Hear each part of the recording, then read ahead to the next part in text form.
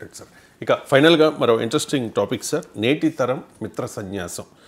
ఒకరిద్దరితో స్నేహానికి ఇప్పటి పిల్లలు మక్కువ చూపిస్తూ ఉన్నారు, వర్చువల్ ఫ్రెండ్షిప్ వైపే ఎక్కువ మంది మొగ్గు చూపుతూ ఉన్నారు అని చెప్పేసి.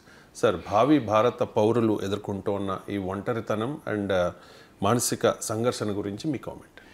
ఇది వాస్తవం. ఎందుకంటే ఇప్పుడు దీనికి రీజన్ ఏంటి అంటే, ఇప్పుడు ఎన్సీఆర్టీ, ప్యూర్ రీసెర్చ్, యూనిసెఫ్ల అధ్యయనాలు కూడా ఉన్నాయి. ఎన్సీఆర్టీ అధ్యయనం ఏంటంటే ఏం చెప్తుందంటే, ఎడ్యుకేషన్ యొక్క స్వభావం మారిపోయింది. ఒకప్పుడు మల్టీ క్లాస్ ఎన్విరాన్మెంట్ ఉండే. అంటే ఒక స్కూల్లో, ఇప్పుడు నేను చదువుకున్న స్కూల్లో మా టౌన్లో ఉన్న ఎమ్మెల్యే కొడుకు ఉండేవాడు, అలాగే ఒక సాధారణ వాచ్మెన్ కొడుకు కూడా ఉండేవాడు, ఒక ఊర్లో ఉన్న అత్యంత సంపన్నుడి కొడుకు ఉండేవారు, ఒక సామాన్యుడి బిడ్డ కూడా మా క్లాసులో ఉండేవారు. సో అందువల్ల ఈ మల్టీ క్లాస్ ఎన్విరాన్మెంట్ అనేది మనలో ఒక సామాజిక దృక్పథాన్ని పెంచుతుంది. ఆ మల్టీ క్లాస్ ఫ్రెండ్షిప్ కూడా మనలో ఒక వాల్యూ సిస్టమ్ని క్రియేట్ చేస్తుంది. అన్ఫార్చునేట్లీ ఇప్పుడు అలాంటి లేవు.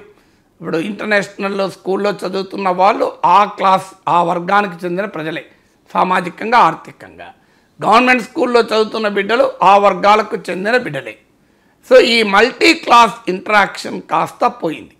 ఎన్సీఆర్టీ సర్వే ప్రకారం ఏంటంటే, స్కూల్స్లో, కాలేజెస్లో, ముఖ్యంగా ఇంటర్మీడియట్ వరకు నీకు ఫ్రెండ్షిప్ అనేది ఏర్పడేది స్కూల్లోనే.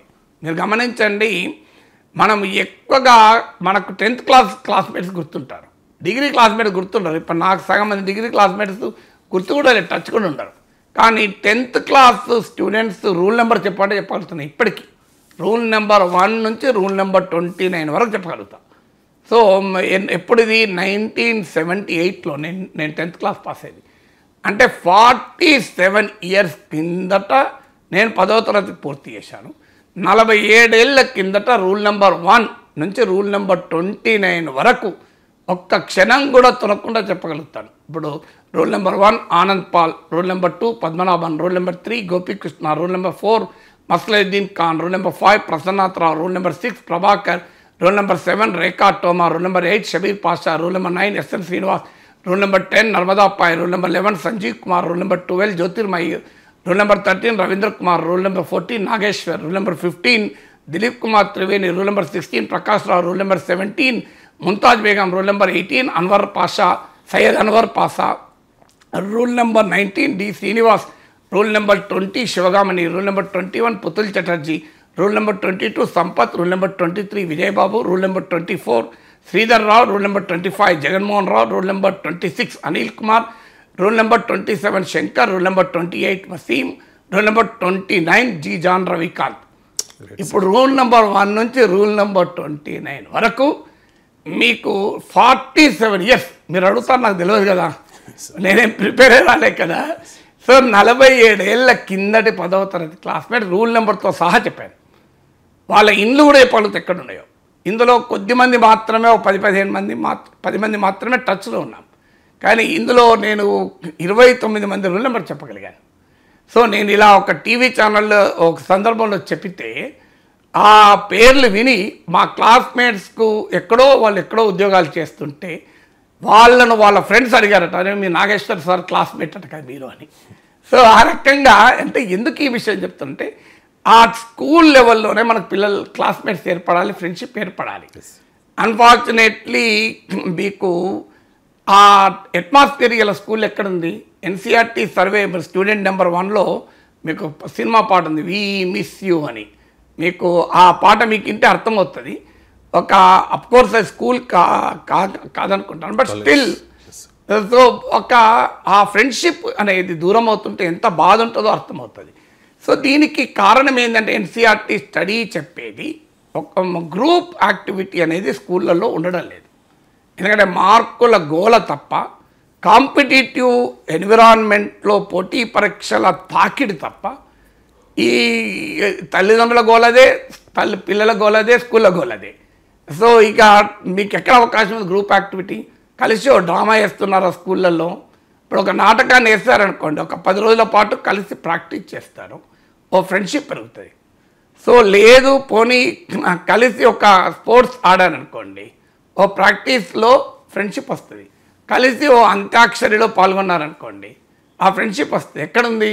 ఇప్పుడు మా రోజుల్లో స్కూల్ డేలో ఒక కల్చరల్ ప్రోగ్రామ్ ఉందంటే 10-15 రోజులు మేము ప్రాక్టీస్ చేసేవాళ్ళం. సో ఆటోమేటిక్గా నాటకంలో 10 మంది పాల్గొంటే ఆ 10 మంది మధ్య క్లోజ్ ఫ్రెండ్షిప్ ఏర్పడేది. సో ఇప్పుడు ఆ యాక్టివిటీ కాస్త తగ్గిపోయింది. So group activity, sports, cultural activities తగ్గిపోయాయి. మార్కులు తప్ప వేరేది లేని ప్రపంచంలో బతుకుతున్నాయి. ఇది నేను చెప్పేది కాదు, ఎన్సీఆర్టీ సర్వే చెప్తోంది. అలాగే మీకు UNICEF survey, Pew research center survey చెప్పేది ఏంటంటే పిల్లలు ఇప్పుడు ఎలక్ట్రానిక్ గ్యాడ్జెట్స్లో ఎక్కువగా ఉండిపోతున్నారు. అంటే వర్చువల్ ఫ్రెండ్షిప్ చేస్తున్నారు ఫేస్బుక్లో. దాంతో ఏమవుతుంది అంటే సైబర్ బుల్లింగ్ పెరుగుతోంది. వర్చువల్ ఫ్రెండ్షిప్ అంటే ఏంటి? నీవు ఏదో పోస్ట్ పెడతావు, దానికి వాడు లైక్ కొడితే నీకు ఆనందం, లైక్ కొట్టలేదనుకోండి, ఏడ్చినట్టున్నామని కామెంట్ చేశారనుకోండి, బోరింగ్ అనుకోండి, హూ లైక్స్ యూ అని పెట్టాడనుకోండి, అందులో ఒక అమ్మాయి పెట్టింది అనుకోండి, ఇక వీడు ఎక్కడ లేని డిప్రెషన్ మొదలవుతుంది. సో సైబర్ బుల్లింగ్ అంటారు. మీకు నెట్ఫ్లిక్స్ 4 పార్ట్ సీరియల్ కూడా నేను చెప్పాను ఎలా ఈ సైబర్ బుల్లింగ్ ఆఖరికి క్రైమ్కి కూడా దారితీసింది అని. సో అందువల్ల పిల్లల మధ్య హెల్తీ ఇంటరాక్షన్కు స్కోప్ లేకుండా చేసుకుంటున్నాం. అందువల్ల ఈ వర్చువల్ ఫ్రెండ్షిప్, ఆ మొబైల్ ఫోను, దాంట్లో వాళ్ళ ప్రపంచంలో వాళ్ళు ఉండడమే. ఈవెన్ సోషల్ నెట్వర్క్లకు కూడా మనము భయపడతాం, ఎందుకంటే ఫేస్బుక్లో ఉంటే ఏ విధవతో పరిచయం అవుతుందో ఏమవుతుందో అని. సో మీకు ఎక్కడా కూడా పిల్లలకు కూడా అనేక ఐడియాస్ ఉంటాయి. మనకేంటంటే తల్లిదండ్రులకు, స్కూల్లో పెద్దలకి ఏంటంటే ఒక రాంగ్ నోషన్ ఉంటుంది, పిల్లలకు ఆలోచనలు ఉండవు అని. అంటే ఆ ఆలోచనలు పంచుకునేటువంటి ఒక వేదిక ఎక్కడిది? ఈవెన్ ఆన్లైన్లో కూడా ఇంత సోషల్ మీడియా ఎక్స్పాండ్ అయినా, సో పిల్లలు ఇప్పుడు ట్రంప్ టారిఫ్లే ఉన్నాయి. దీనిపైన 8వ తరగతి చదివే బాబుకు లేదా అమ్మాయికి కూడా అభిప్రాయాలు ఉండొచ్చు కదా. సో దానిపైన వాళ్ళ అభిప్రాయాలు పంచుకోవాలంటే ఎక్కడ పంచుకోవాలి? There is no way you can do it. So నాకే అనిపిస్తోంది అని నేను ఈ మధ్య ఒక కోజీ చాట్ అని ఒక ప్లాట్ఫామ్ కూడా క్రియేట్ చేస్తున్నాను. At least there will be a meaningful interaction between people. School పిల్లలకి కాదు, ఈవెన్ ఒక 10 మంది ఫ్రెండ్స్ ఒక అంశం పైన డిస్కస్ చేసుకునే అవకాశం ఎక్కడుంది? ఫేస్బుక్లో డిస్కస్ చేస్తానంటే ఆ గోల మనకు తెలుసు ఏం జరుగుతుందో. సో ఒక హెల్తీ ఇంటరాక్షన్కు ఒక వేదిక లేకుండా పోతుంది. సో ఒక అభిప్రాయాలు పంచుకునేటువంటి ఒక అవకాశమే లేకుండా పోతుంది. So this is the new world which we're living in. Virtual world, ఒక ట్రివియలైజ్ వరల్డ్ ఉంటున్నాం. తర్వాత ఇక ఇంట్లో ఒకప్పుడు సిబ్లింగ్స్ మధ్య ఆ రకమైన ఫ్రెండ్షిప్ ఉండేది. అంటే 4 పిల్లలు ఉంటే పిల్లల మధ్య ఫ్రెండ్షిప్ ఉండేది. ఇప్పుడు చూడండి, మీరు 2 లేదా ఒక్కరే, ఆ 2లో కూడా గ్యాప్ ఉండాలి. ఎందుకంటే భవిష్యత్తులో 2 పిల్లల చదువు పైన ఖర్చు పెట్టాలంటే వెంటనే పిల్లలు ఉంటే మనం చదివించడం కష్టమవుతుందని ఒక గ్యాప్ ఉంచుకుంటున్నాం. ప్లానింగ్ ఉంటుంది ఇప్పుడు. అందువల్ల మీకు అవకాశం లేదు. ఇప్పుడు నేను మా అన్నయ్య ఉన్నా, నాకన్నా మా అన్నయ్య 2 ఏళ్ళు పెద్ద. మా అన్నయ్య అమెరికాలో ఉన్నాడు. ఇప్పటికీ నాకు బెస్ట్ ఫ్రెండ్ ఎవరు లైఫ్లో అంటే మా అన్నయ్యనే. ఎందుకంటే కలిసి ఒకే మంచంలో పండుకున్నాం, ఒకే కంచంలో తిన్నాం, మీకు ఒకే స్కూల్కి వెళ్ళాము, అన్నీ కలిసే పనిచేసాం. సో ఆ రకంగా ఇప్పటికీ కూడా we cannot forget each other. ఎందుకంటే అంత అన్యోన్యంగా గడిపాం కనుక, నేను మా సిస్టరు. సో ఇలా ఇప్పుడు అవకాశమే లేకుండా పోయింది కదా. సో ఫ్యామిలీలో కూడా ఈ చేంజెస్ వచ్చేసాయి. దాంతోపాటు కజిన్స్, ఎక్స్టెండెడ్ ఫ్యామిలీస్, వీటి మధ్య ఇంట్రాక్షన్ కాస్త చాలా ఇళ్లలో తగ్గిపోతున్నారు. అందరి ఇళ్లలో తగ్గిందని నేను అంటలేను. ఫార్చునేట్లీ మా అన్నయ్య పిల్లలు, నా పిల్లలు, మా చెల్లె పిల్లలు, అక్క పిల్లలు అందరూ బాగా క్లోజ్గా ఉంటాం. కానీ ఆ నెక్స్ట్ తరం కూడా మనం అలవాటు చేయాలి. అంటే కజిన్స్, అందుకే నేను చాలామంది చెప్తాను, హ్యావ్ ఎ కజిన్స్ ఫెస్టివల్. మొత్తం మీకున్న కజిన్లను, అంటే మీ అత్తమ్మ పిల్లలు, మేనమామ పిల్లలు, మామయ్య పిల్లలు, మీ పెద్దనాన్న పిల్లలు, చిన్నాన్న పిల్లలు అందరూ ఒకసారి కలవండి. Have a cousins get togethers, cousins festivals నడుపుకోండి, కజిన్స్ అంతా కలిసి టూర్కి వెళ్ళండి.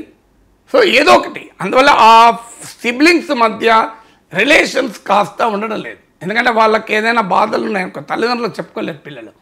తల్లిదండ్రులకు చెప్పేంత డెమోక్రటిక్ ఫ్యామిలీస్ మన దగ్గర ఉండవు. ఉన్నా కూడా ఎక్కడో కానీ జనరేషనల్ గ్యాప్ ఉంటుంది.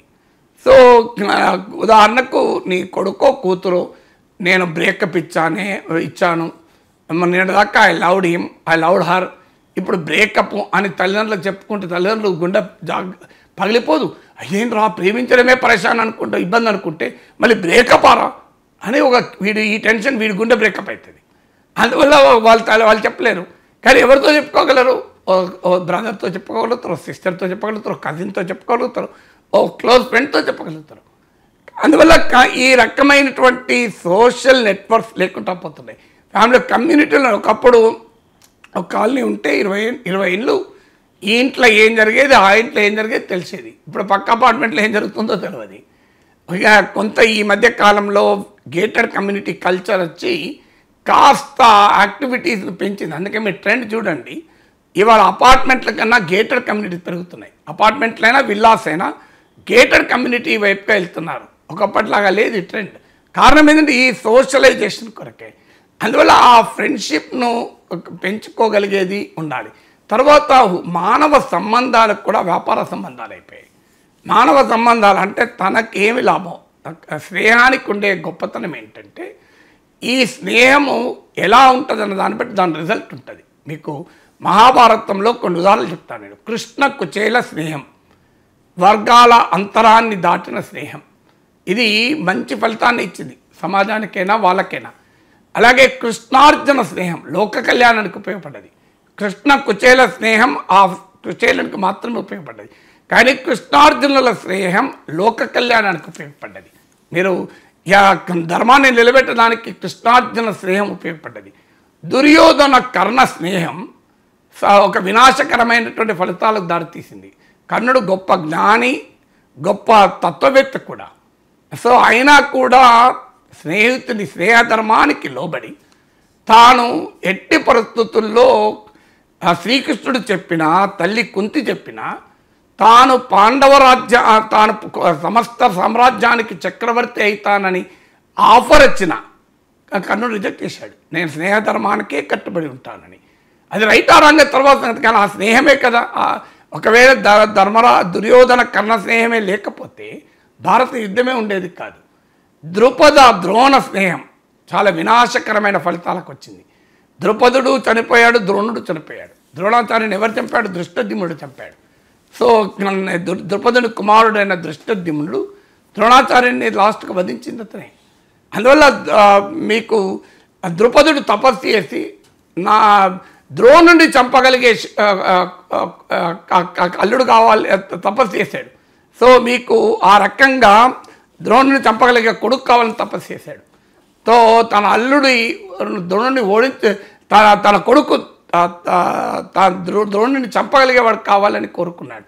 సో ఇలా మనము ఆలోచిస్తే మన మహాభారతంలో ద్రుపద ద్రోణ స్నేహము వినాశకరమైన ఫలితాలకు ఇచ్చింది. అంటే వాళ్ళలో మధ్య విభేదాలు వచ్చి అది చాలా వినాశకర ఫలితాలకు వచ్చింది. దానికి తప్పు ద్రుపది ఉంది, ద్రోణుంది కాదు. కానీ దాని పర్యవసనాలు చూసాం.